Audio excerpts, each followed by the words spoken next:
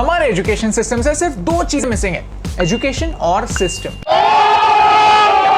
नहीं सीरियसली, कल मैंने इंटरनेट पर ये लाइन पढ़ी and I started thinking why do we complain about our education system. ऐसा क्या गलत है हमारे एजुकेशन सिस्टम में और इसे चेंज करने के लिए हम क्या कर सकते हैं। 2020 में भारत ने एक नई एजुकेशन पॉलिसी लाई, जिस बात पर 30 साल से सिर्फ डिस्कशन हो रहा था वो अभी एक्चुअली इम्प्लीमेंट होने जा रहा है। लेकिन कुछ चैलेंजेस चुटकी बजाते ही सॉल्व नहीं हो सकते। In the next few minutes हम 5 ऐसे प्रॉब्लम्स डिस्कस करने वाले हैं जिन्हें हमारे एजुकेशन सिस्टम को सॉल्व करने की जरूरत है। तो अगर आपने भी इन प्रॉब्लम्स को फेस किया है तो इस वीडियो को शेयर कीजिए, एक डिस्कशन शुरू कीजिए। Number 5, rat race. दुनिया में हर 7 में से एक इंसान भारतीय है। What if 130 crore people discover their best lives? India will be limitless। कहते हैं उस नीली छतरी वाले ने हर किसी को एक वजह से, एक पर्पस से बनाया, लेकिन हमारी एजुकेशन सिस्टम उस पर्पस की तलाश में हमारी मदद नहीं करती। इंस्टेड सब बच्चों को एक ही रैट रेस का हिस्सा बनाती है। लेकिन ये रैट रेस क्या है? In simple words, rat race is that race where the winner gets nothing but the satisfaction that he is ahead of the losers. हमारी सारी थिंकिंग का फाउंडेशन ही जब कंपैरिजन से बनता है तब इमारत ज्यादा ऊंची बन ही नहीं सकती। आज भारत का यूथ फ्रस्ट्रेटेड है और इस फ्रस्ट्रेशन से भागने के लिए और बेहतर अपॉर्चुनिटीज के लिए कई टैलेंटेड स्टूडेंट्स देश छोड़कर बाहर जा रहे हैं। हम क्या कर सकते हैं? टीचर को जेलर नहीं गार्डनर बनना होगा। हर प्लांट को अलग अलग तरह से ट्रीट करना पड़ता है। कुछ प्लांट्स इंडोर होते हैं, कुछ आउटडोर होते हैं,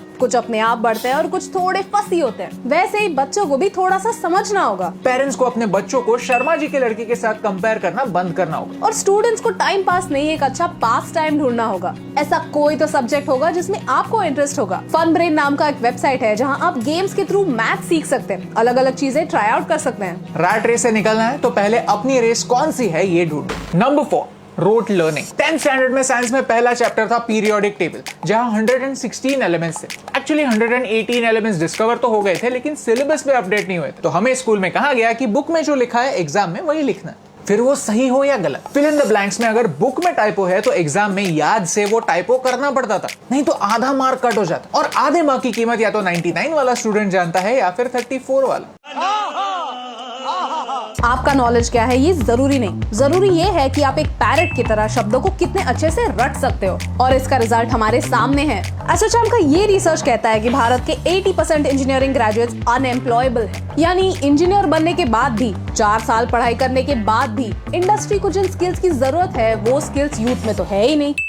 हम क्या कर सकते हैं? नई एजुकेशन पॉलिसी आ रही है जो काफी प्रॉमिसिंग है। हो सकता है कि आने वाले जनरेशंस के लिए ये प्रॉब्लम्स आउटडेटेड हो जाए, लेकिन ये जरूरी है कि स्टूडेंट्स एंड पेरेंट्स नॉलेज को इंपॉर्टेंस दे। नहीं, ऐसा नॉलेज नहीं जो एग्जाम के पेपर के साथ चला जाता है, बट ऐसा नॉलेज जो हमारे ग्रोथ में हेल्प करता है। Number 3, missing education. आप लाइफ में कुछ भी कीजिए लेकिन कुछ चीजें हम सबको करनी पड़ती है। एक अच्छा ईमेल कैसे भेजते हैं, अपने थॉट्स को एक्सप्रेस कैसे करते हैं, टैक्स रिटर्न्स फाइल कैसे करते हैं, ये बातें बेसिक है, नेसेसरी है और हमारे स्कूल सिलेबस से मिसिंग है। करियर काउंसलिंग की बच्चों के साथ साथ पेरेंट्स को भी जरूरत है, क्योंकि न जाने कितने ऐसे नए करियर ऑप्शंस हैं जिनके बारे में पेरेंट्स को पता ही नहीं। इन अपॉर्चुनिटीज के बारे में एजुकेशन हमारे एजुकेशन सिस्टम से मिसिंग है। हमारी दुनिया बदल रही है, इवॉल्व हो रही है और हर मोमेंट नए करियर ऑप्शंस जन्म ले रहे हैं। उनके बारे में हम जितना जल्दी सीखेंगे उतने ही सही डिसीजंस ले पाएंगे। करियर से लेकर लाइफ पार्टनर तक हमें लाइफ में कई इंपॉर्टेंट डिसीजंस लेने पड़ते हैं और उनकी रिस्पॉन्सिबिलिटी भी लेनी पड़ती है। फिर भी हमें सिखाया नहीं जाता कि how to make a right choice. हम क्या कर सकते हैं?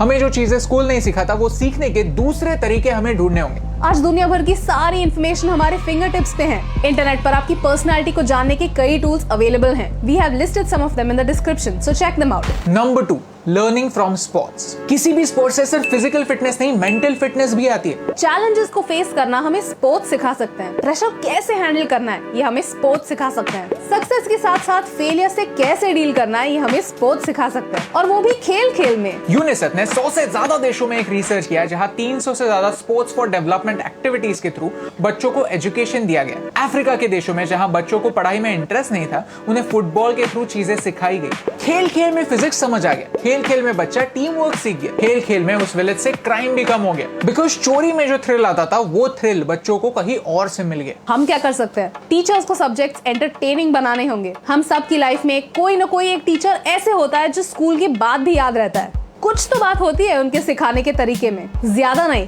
सिर्फ 1% extra enthusiasm, 1% extra interest, 1% extra हंसी मजाक कोई सब्जेक्ट को मेडिसिन नहीं मिठाई बना सकता है। स्पोर्ट्स एजुकेशन सिर्फ कंपेटिटिवली नहीं लेकिन एज अ प्रैक्टिस बच्चों को सिखाना होगा।